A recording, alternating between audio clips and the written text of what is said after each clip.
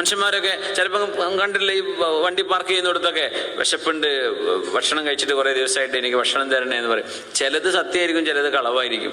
ഇത് ഏതാണ് ജെന്യൂന്, ഏതാണ് സത്യം, നമുക്കത് നോക്കി പരിശോധിക്കാനൊന്നും കഴിയില്ലല്ലോ. നിങ്ങളെ കൊണ്ട് പറ്റൂ, നിങ്ങൾക്കത് ജെന്യൂനാണെന്ന് തോന്നുന്നുണ്ടോ, അവർക്ക് ഒന്നുകിൽ ഭക്ഷണം വാങ്ങിച്ചു കൊടുക്കുക, അല്ലെങ്കിൽ അതിൻ്റെ പൈസ കൊടുക്കുക. അതിന് അള്ളാഹു കൂലി തരും. നമുക്കത് ആഴത്തിലിറങ്ങി സ്ക്രൂട്ടിനി ചെയ്യേണ്ട കാര്യമൊന്നുമില്ല. നമുക്ക് തോന്നുന്ന ഒരു കോമൺ സെൻസ് കൊണ്ട് ജഡ്ജ് ചെയ്യാം. അത് പറ്റിക്കാണോ അല്ലേ, പറ്റിക്കാണോ തോന്നിയാൽ കൊടുക്കേണ്ട കാര്യമൊന്നുമില്ല. ഞങ്ങൾ സൗദി അറേബ്യയിൽ നിന്ന് പിന്നെ മക്കത്ത് നിന്ന് ജിദ്ദയിലേക്ക് വരുമ്പോൾ 2 വർഷമല്ല 4-5 കൊല്ലമായി, കൊറോണയ്ക്ക് മുമ്പ് ഞങ്ങൾ പെട്രോൾ പമ്പിൽ നിർത്തിയപ്പോൾ ഒരു ചെറിയ ചെറുപ്പക്കാരൻ ചെക്കൻ, ഒരു 10-16 വയസ്സായിട്ടുണ്ടാവും. അപ്പോൾ ഞങ്ങൾ വണ്ടി നിർത്തി, എൻ്റെ കൂടെ കുഞ്ഞുമാക്കുണ്ട്, കാക്കിയ KMCCയുടെ പ്രസിഡന്റ് സൗദിയിലെ. അപ്പോൾ അദ്ദേഹം കൂടെ ഉണ്ട്. അപ്പോൾ ഈ ഒരു യമനി പയ്യനായിരുന്നു അത്. അപ്പോൾ എന്തോ വിശക്കുന്നുണ്ട്, ഉമ്മ അവിടെയാണ്, വാപ്പ അവിടെയാണ്, എന്തൊക്കെയോ പറയുന്നുണ്ട്. അപ്പോൾ ഞാൻ പറഞ്ഞു, കുഞ്ഞുമാക്ക നമുക്ക് എന്തെങ്കിലും സഹായിക്കണ്ടേ ചെറുക്കനെന്ന് ചോദിച്ചു. അവൻ ഉസ്താദ് ഇതിവിടെ സ്ഥിരമുള്ള പരിപാടിയാണ്, ഈ പമ്പിൽ സ്ഥിരം കാണാറുണ്ട് ഇവനെ. ഞാൻ പറഞ്ഞു, അഥവാ അവൻ ഇന്ന് വിശന്നതാണെങ്കിലും നമുക്കൊന്ന് സഹായിക്കണ്ടേന്ന്. അങ്ങനെ വണ്ടി നിർത്തി, ഞങ്ങൾ ജിദ്ദയിലേക്ക് പോവാണ്. വണ്ടി നിർത്തി ഇവനെ കൈ പിടിച്ചു കൊണ്ടുപോയി.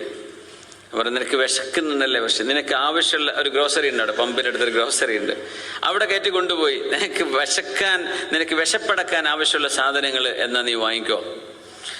അപ്പൊ ഇവൻ ഒരു ചാക്കാരി, 5 കിലോ നെയ്യ്, റഹ്മാനായ റബ്ബേ, ഒരു ലോഡ് സാധനം. എന്തിനാ വാങ്ങിക്കുന്നറിയോ, ഇത് കച്ചവടക്കാരനെ മറിച്ച് വെക്കാനാണ് ചെയ്യണത്.